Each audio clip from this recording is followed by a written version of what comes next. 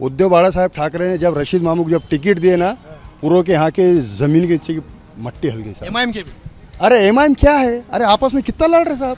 एकच माणूस आहे जो नुसतं जे आहे उद्धव साहेब जे आहे ते पॉलिटिक्सचा समजून चालतात आणि हर समाजाला घेऊन चालतात. त्यांचे वडील पण होते ते, त्यांचे अंगरक्षक जे होते ते मन मुस्लिम, तुम्हाला माहिती आहे का त्यांचे वडील मुसलमानांच्या बाबतीत काय बोलायचे? ते स्टेजवर बोलायचे. रशीद मामू के उद्धव गट में जाने से 50 से 60% फर्क पड़ गया है उद्धव गट को, मुस्लिम समाज का. त्यांचे एक कार्यकर्ता होते शब्बीर काहीतरी त्यांचं नाव, साबेर खान, त्यांचे लय मोठा कार्यकर्ता होते. आमच्या औरंगाबादमध्ये बी पण लय लोक आहे त्यांचे चाहणारे उद्धव साहेबांना. रशीद मामू उद्धव ठाकरेंच्या सोबत आल्यामुळं भारतीय जनता पार्टीचे लोक आक्रमक झालेत की त्यांच्यावरती रासुका लावलाय, दंगलीतले आरोपी आहेत, काय त्यांनी संभाजीनगरच्या नामांतराला विरोध केलेला होता, असे आरोप केले जात आहेत आणि उद्धव ठाकरेंना लक्ष केलं जात आहे. और हम मामू को बचपन से देखते हैं, मामू विकास का आदमी है और मामू को जो है तो ये फालतू बातों की तरफ मामू ध्यान नहीं देते. तुम्ही मराठी कुठून शिकले? माझं शिक्षणच मराठी बनून झालेलं आहे आणि महाराष्ट्रात आहे, मी मराठी बोलणार ना त्याच्यामध्ये. अरे चंद्रकांत खैरे नाराज है उनको पार्टी में लेकर जो हुआ है सब कुछ. अब चंद्रकांत खैरे साहब जो नाराज है तो पहले से उनका रिलेशन है, वो थोड़ा बहुत राजकारण में चलता रहता, बोलना पड़ेगा. तुम्हाला काय वाटतं की आता या निवडणुकीमध्ये मुस्लिम मतांचा किती मोठा चंग उद्धव ठाकरेंच्या पक्षाच्या मागे जाऊ शकतो? ब्रॉट टू यू बाय पालवी ॲग्रिको. आता शेतीसाठी जे काही लागणार ते घरपोच मिळणार, तेही मोबाईलच्या एका क्लिकवर. तुम्ही उद्धव ठाकरेंचा प्रचार करताय, काय याच्या मागची कारण? त्यांचं कारण एकच आहे की आम्ही 2.5 वर्ष त्यांचे मुख्यमंत्रीचे कार्यकाल पाहिलं आम्ही त्यांचा. त्यांनी कुठं पण 2.5 वर्षामध्ये कुठं पण महाराष्ट्रामध्ये काही घटना घडली नाही. ते कारण आहे आमचं त्यांच्या मागे राहायचं. आणि जसे म्हणजे ते 2.5 वर्ष त्यांचं गेलं, त्यांचा कार्यकाल फार चांगला राहिला. कुठं पण महाराष्ट्रामध्ये कुठं पण काही घटना घडली नाही. ते 2.5 वर्षानंतर जे म्हणजे आमचे शिंदे साहेब दुसऱ्या पार्टीमध्ये गेले, त्यामुळे काय झालं, पुरा महाराष्ट्र आता सध्या तुम्ही खूप बघतात का कुठं पण महाराष्ट्र सुरक्षित राहिलेला नाही, कुठं पण महाराष्ट्र सुरक्षित राहिला नाही. एकच माणूस आहे जो नुसतं जे आहे उद्धव साहेब जे आहे ते पॉलिटिक्सचा समजून चालतात आणि हर समाजाला घेऊन चालतात. त्यांचे वडील पण होते ते, त्यांचे अंगरक्षक जे होते ते मन मुस्लिम, तुम्हाला माहिती आहे का त्यांचे वडील मुसलमानांच्या बाबतीत काय बोलायचे? ते स्टेजवर बोलायचे. पण जे त्यांचे अंगरक्षक पण मुस्लिम राहायचे, त्यांचे ड्रायव्हर पण मुस्लिम राहायचे, पण त्यांना मुस्लिमांना चांगला प्रेम होता. त्यांचा एक कार्यकर्ता होते शब्बीर काहीतरी त्यांचं नाव, साबेर खान, त्यांचे लय मोठा कार्यकर्ता होते. आमच्या औरंगाबादमध्ये बी पण लय लोक आहे त्यांचे चाहणारे उद्धव साहेबांना. आम्ही पण त्यांचे आता म्हणजे आम्ही जे त्यांचं काम पाहून त्यांचं काम करायचं. तुम्हाला काय वाटतं की आता या निवडणुकीमध्ये मुस्लिम मतांचा किती मोठा चंग उद्धव ठाकरेंच्या पक्षाच्या मागे जाऊ शकतो? आता सध्या तर समजा 70 से 75% मुस्लिम मतदार उद्धव साहेबाच्या मागे आहे सध्या. आता तुम्ही मराठी कुठून शिकले? माझं शिक्षणच मराठी बनून झालेलं आहे आणि महाराष्ट्रात आहे, मी मराठी बोलणार ना त्याच्यामध्ये. पण मग आता हे मुंबईमध्ये तुम्ही ऐकलं असणार, हे सगळं मराठी विरुद्ध मराठी वाद सुरू आहे. भारतीय जनता पार्टीचे लोक सांगतात की जर उद्धव ठाकरेंची सत्ता आली तर खान आडनावाचा व्यक्ती महापौरपदी बसेल. तसं हे काय माहिती आहे का, आता हे पॉलिटिक्स आहे. तर म्हणजे एक उदाहरण देते ना, आपले जुने लोक जेव्हापर्यंत तवा गरम नाही करून तवा लागते चपाती शेकू नाही शकत. आता हे तवा गरम करणार नाही ते, आता त्यांची चपाती शेकायची आहे ना, तर तवा तर गरम करणारच नाही ते. आता एक दुसऱ्यावर आरोप करूनच त्यांचा ते होणार ना. तुम्ही प्रचार करतायत, मी मशालीचं गमछा बघतो तुमच्या गळ्यामध्ये, काय आहे इकडे, काय सुरू आहे? इधर उद्धव ठाकरे का है सब अच्छे से और सब मिलके काम कर रहे हैं उद्धव साहब का. और रशीद मामू का काम कर रहे हैं हम लोग सब मिलके. और हमारे समाज के जो है तो 50% लोग जो है तो पूर्ण सबने वो करे हुए कि उद्धव साहब के साथ में काम करेंगे. रशीद मामू के उद्धव गट में जाने से 50 से 60% फर्क पड़ गया है उद्धव गट को, मुस्लिम समाज का. तो ये वजह से हम लोग सब ने देखे है कि 2.5 साल साहब मुख्यमंत्री थे, उस टाइम पे कोरोना भी लगा था, उस टाइम पे भी साहब ने बहुत सबको मदद करे और जात पात का कुछ भी नहीं रहता. साहब का ने जो है तो कोरोना में भी साहब ने जो है तो मुस्लिम समाज को, दलित समाज को, दूसरे हर समाज को साहब ने वो करे है. और यहाँ पर साहब का बहुत अच्छा है. और मामू के जाने से 60-75% जो है तो मुस्लिम समाज जो है तो उद्धव साहब के पीछे है. तुम्हाला माहिती आहे का रशीद मामू उद्धव ठाकरेंच्या सोबत आल्यामुळं भारतीय जनता पार्टीचे लोक आक्रमक झालेत की त्यांच्यावरती रासुका लावलाय, दंगलीतले आरोपी आहेत, काय त्यांनी संभाजीनगरच्या नामांतराला विरोध केलेला होता, असे आरोप केले जात आहेत आणि उद्धव ठाकरेंना लक्ष केलं जात आहे. नहीं, वो तो सब कोई प्रूफ करे तो जब बात है ना, प्रूफ ही नहीं कर रहे ना, खाली बोलने को क्या है, बोल देते वो, मगर उन्होंने प्रूफ क्या कर रहे. अगर प्रूफ करते कि इन्होंने ये करे वो करे तो प्रूफ नहीं कर रहे ना. और वो तो सवाल ही नहीं आता. कोई मुसलमान ये बोल ही नहीं सकता. जब हम हिंदुस्तान में रह रहे, इसमें रह रहे, तो हम यहाँ की बोलेंगे और यहीं वो करेंगे. त्यांचे व्हिडिओ सुद्धा सोशल मीडियावर व्हायरल केले जात आहेत ज्याच्यामध्ये वेगवेगळे दावे करायचे. सब वो मामू के नाम से वो कर रहे ना वो, तो इसके लिए वो तो कुछ वो नहीं है. अब लोग को सबको समझ में आगा ना कि भाई ये कर रहे क्या, हो रहा क्या, ये तो सबको पब्लिक को भी समझ में आगा, हर समाज के लोगों को समझ में आगा कि ये झूठा आरोप लगा रहे, तो उससे कोई फर्क नहीं पड़ने वाला. सर समोर MIM आहे आणि मागच्या वेळेला MIMने 24 ते 25 जागा जिंकलेल्या होत्या आणि जर MIMने इम्तियाज जलील किंवा असदुद्दीन ओवैसी त्यांनी त्यांची मतदाराची पेढी इथे बनवली असताना तुम्हाला कितपत शक्यता वाटते की मुस्लिम मतदार मोठ्या प्रमाणाने उद्धव ठाकरे यांच्या पक्षाकडे जाईल? पहले तो मैं ये कहूँगा कि मामू के पास जो है, रशीद मामू जो माजी महापौर है, क्या मामू के पास जो है तो ये जातिवाद का जो मसला रहता वो मामू के पास चलता ही नहीं. मामू हर किसी को मिलते, हर किसी के साथ रहते, हर किसी के साथ मतलब हर किसी को जो है तो अपना चाहते.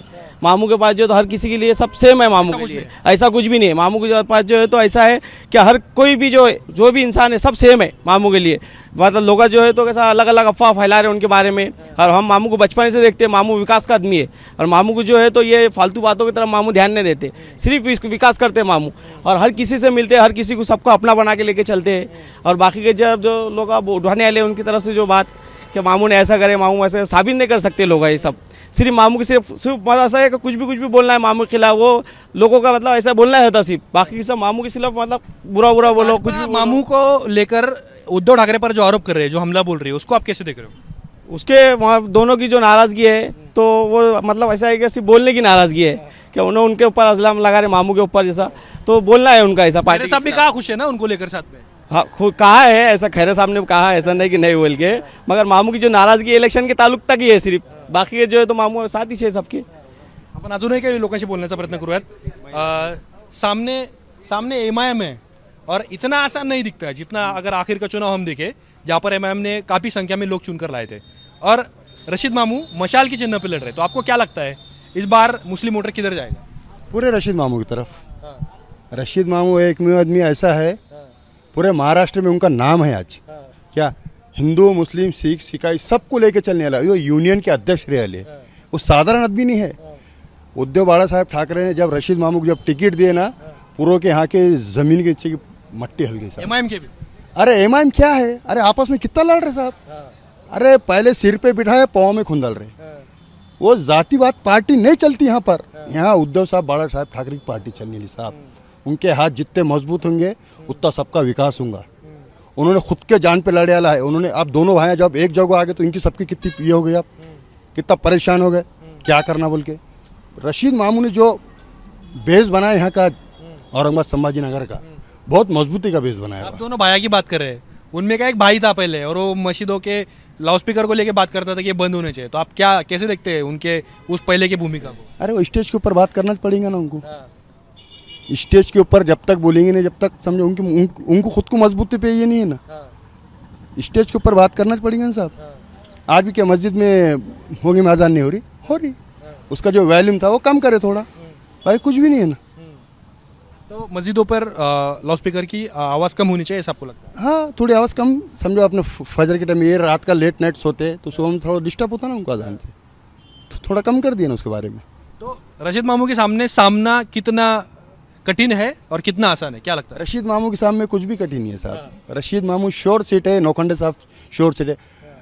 उद्धव बाला साहब ठाकरे के औरंगाबाद संभाजीनगर से पूरे सीट श्योर है साहब. वो सब परेशान है उनकी वजह से. आज अभी की रैली देखी तुमने, 4000 लोग थे साहब. इतनी एक रैली के अंदर किसी की भी लोग बता देना, और बगैर किसी के पैसे दिए, खाली एक को मालूम हुआ, दूसरे ने बोला, लगे सब अपने अपने हिसाब से जमा. पैसे दे के लाने लोग नहीं है पब्लिक.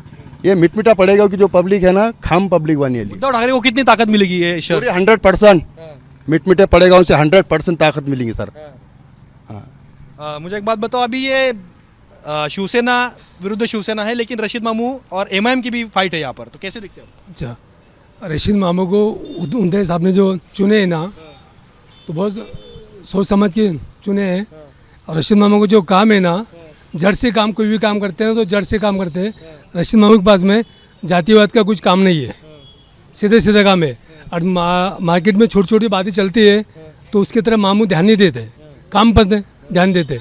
रशीद मामू को महापुर रहे हुए हैं, उनको किसी से मालूमात लेने का कोई काम नहीं है, वो खुद सबको मालूमात देते। अरे चंद्रकांत खैरे नाराज है उनको पार्टी में लेकर जो हुआ है सब कुछ। अब चंद्रकांत खैरे साहब जो नाराज है तो पहले से उनका रिलेशन है, वो थोड़ा बहुत राजकारण में चलता रहता, बोलना पड़ेगा उनके लोगों के वास्ते, बोलना पड़ेगा, थोड़ा चलता रहता वो, बस इतने मैं कहूँगा। ये चुनाव है अभी, क्या कैसे देख रहे हो आप? बिल्कुल सही, अच्छा चुनाव चल रहा है। कौन जीतेगा? रशीद मामू, और पूरे शहर में कौन जीतेगा? सेना, उद्धव ठाकरे साहब ही जीते। आप बोलिए, क्या क्या दिख रहा है आपको? ये फील्डिंग जो लगाई गई है हर पार्टी की ओर से, उद्धव बाला साहेब ठाकरे गढ़ में जो मामू का पक्ष प्रवेश हुआ है, इस पे बीजेपी को बहुत खतरा नजर आ रहा है। इसलिए बीजेपी ये षड्यंत्र रच रही है मामू के नाम से। ये षड्यंत्र बिल्कुल गलत है। और औरंगाबाद में आज छत्रपति संभाजी नगर में आप देखोगे, आप कहीं भी जाओ, आप मामू का नाम लोगे, आपको मालूम पड़ेगा मामू क्या शख्सियत है। खतरा कहाँ पर है? बीजेपी तो संधि देख रही है ना, उनको चांस मिला है कि उद्धव ठाकरे को घेरने का। इसलिए ही बीजेपी वो कर रही है, विरोध कर रही है मामू को। बीजेपी को डर है कि हम छत्रपति संभाजी नगर में उनका वापस शिवसेना का जो गढ़ है वो खोने सामने एमआईएम है, कैसे जीतेंगे? एमआईएम आप खुद देख रहे हो सर, आज जो एमआईएम में हो रहा है वो उनकी राजनीति है, वो जैसा भी उनका प्रोटोकॉल है वो वैसे काम कर रहे हैं। लेकिन आज आप खुद बोल रहे हो, आप बैजीपुरे में वो एरिया में आप सर्वे करके आए हो, वहाँ पे लोगों ने क्या बोले। हम कुछ नहीं बोलेंगे, मगर आप खुद बेस पे जाके आओ, आप ग्राउंड पे जाके आइए, आपको लोग खुद बताए कि एमआईएम का क्या हाल है। इसके ऊपर जो मामू की यहाँ पे शख्सियत है औरंगाबाद छत्रपति संभाजी नगर में, वो बहुत स्ट्रॉन्ग शख्सियत है। और यहाँ से इंशाअल्लाह उद्धव बाला साहेब ठाकरे गढ़ का ही महापौर बनेगा। और यहाँ की जो 4 नंबर प्रभाग की सीट है, मामू की हो गई, गणेश लोखंडे साहब की हो गई, कांबड़े सर मैडम की हो गई और वानी मैडम की हो गई, ये प्रभाग पूरा का पूरा उद्धव बाला साहेब ठाकरे गढ़ का ही पूरी पैनल चुन के आ रहा है। और औरंगाबाद छत्रपति संभाजी नगर में मामू उद्धव बाळासाहेब ठाकरे गट का ही महापौर बनेगा। इंटरेस्टिंग आहे, म्हणजे बघा तुम्ही, हे शिवसेनेचे मुस्लिम कार्यकर्ते आहेत आणि रशीद मामू यांच्या प्रवेशानंतर चंद्रकांत खैरे यांनी जो आक्षेप नोंदवलेला होता, त्या आक्षेपाला ते नकारत नाहीत। खैरेंची नाराजी आहे का, तर ती आहे, पण ती नाराजी आम्ही दूर करू। म्हणजे एरवी तुम्ही पक्षांमध्ये ज्या लाथाळ्या सुरू आहेत, अतुल सावेंची गाडी अडवण्यात येते, भागवत कडांना विरोध करण्यात येतो, किंवा काही ठिकाणी तुम्ही मारामाऱ्या झाल्यासुद्धा पाहिलं असतील। शिवसेना युबीटीमध्ये मात्र तसं नाही।